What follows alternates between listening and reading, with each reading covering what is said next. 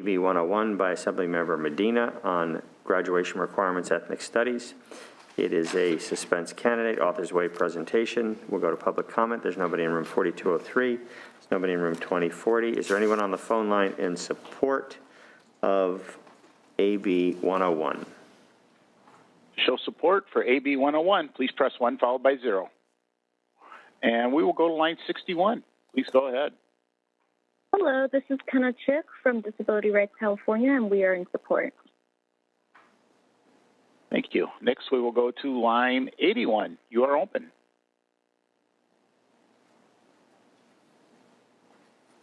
Line 81, please unmute.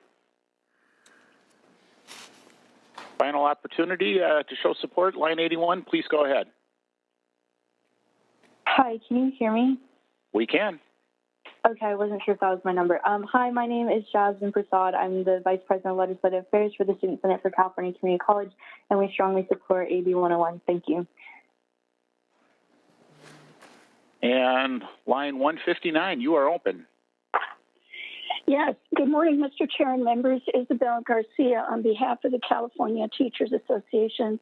We are a proud co-sponsor and strong supporter of this landmark measure for our California students and respectfully ask for your support at the appropriate time. Thank you.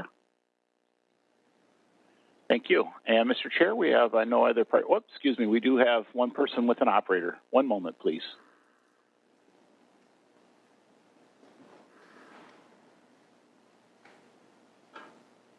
And we're going to go to line 198. You are open. Hello, can you hear me? Yes, we can. Hello, Mr. Chair and honorable members of the committee. My name is Hannah Quigley, and I'm representing Project TEAL, which is a national student-led civic education organization. We urge you to please vote affirmative on the bill. Thank you. And Mr. Chair, no one else is queuing up. All right, we will go to opposition. There's nobody in this room. There's nobody in 2040, but I do know we have two primary speakers on the queue. Are they there, Ros Myers and Richard Sander? Yes, I'm here. All right, between the two of you, you got 3 minutes. Okay, I'll go first. My name is Richard Sander. I'm a professor of law at UCLA and an economist. I'm also a lifelong Democrat and the father of a ninth grader at John Marshall High School. And I'd like to make 4 points about AB 101. First, I think the committee analysis is very good. It provides a realistic estimate of $276 million in annual costs, which is an order of magnitude higher than the costs estimated in the Assembly report. This is obviously a very significant amount that's going to involve real trade-offs and choices for school districts. It's also somewhat perverse because many school districts have significant federal funds this year, and they are being encouraged under those federal fund mandates to explore courses like ethnic studies.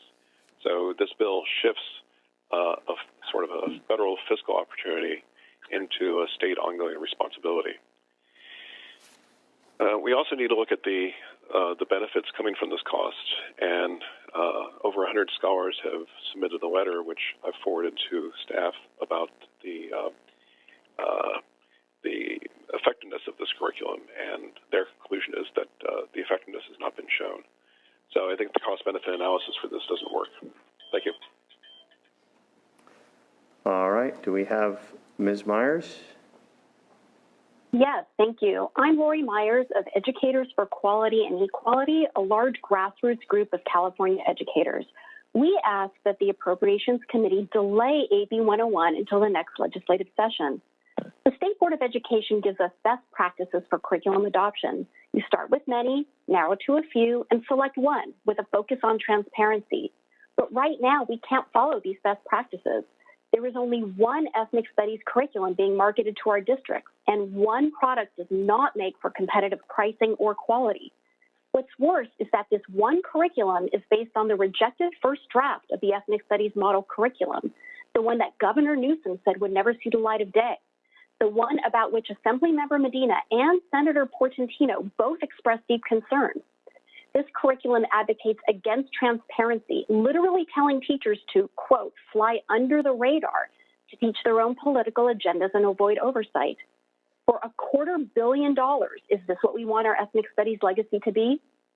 Anticipating AB 101's mandate that schools offer ethnic studies in 2025, a few districts have already engaged with this controversial group, including Hayward in Senator Wiekowski's own district. Salinas has contracted to pay this group's consultant $1,500 an hour. This is what happens when lack of options allows price gouging.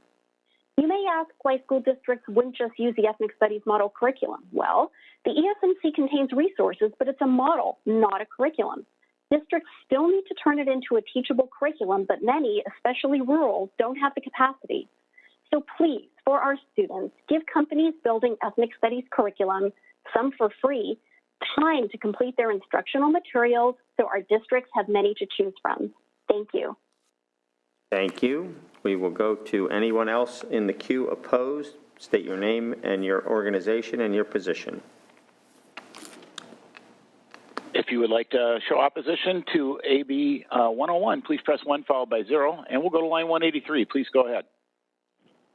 Good afternoon, Chair, members. Priscilla Quiros on behalf of the City of Beverly Hills in opposition of AB 101. Thank you. Line 190, or excuse me, they're with an operator. One moment, please. We got a few with an operator, actually, Mr. Chair. Please bear with us for a second here. Line 190, you are open. Hi, this is Tony Rosales with Capital Resource AB 101. Line 169, please go ahead. My name is Jacob Ryan, and I live in Contra Costa County. I'm working with a large grassroots group of all different ethnicities across California. We're opposed to AB 101 because there's no appropriate curriculum. Thank you. Line 188, you are open. I'm Tammy Roskin-Benjamin, Director of ANCRA Initiative and coordinator of a coalition of 60 civil rights and education organizations. We strongly oppose this bill. And Mr. Chair, we have no other participants queued up at this time. All right, we'll go to the Department of Finance. Thank you, Mr. Chair. We are opposed to this measure as it could create Proposition 98 general fund costs, millions of dollars, if the requirements of the bill are determined to be a state reimbursable mandate. Would also note that while the 2021 Budget Act includes several significant initiatives to mitigate the impacts of the COVID-19 pandemic and help schools better support vulnerable students, the pandemic has negatively impacted the ability of many students to meet existing minimum graduation requirements. And further, increasing high school graduation requirements will create significant workload at the local level at a time when schools are undergoing dramatic changes to assist students as they return to full-time in-person instruction.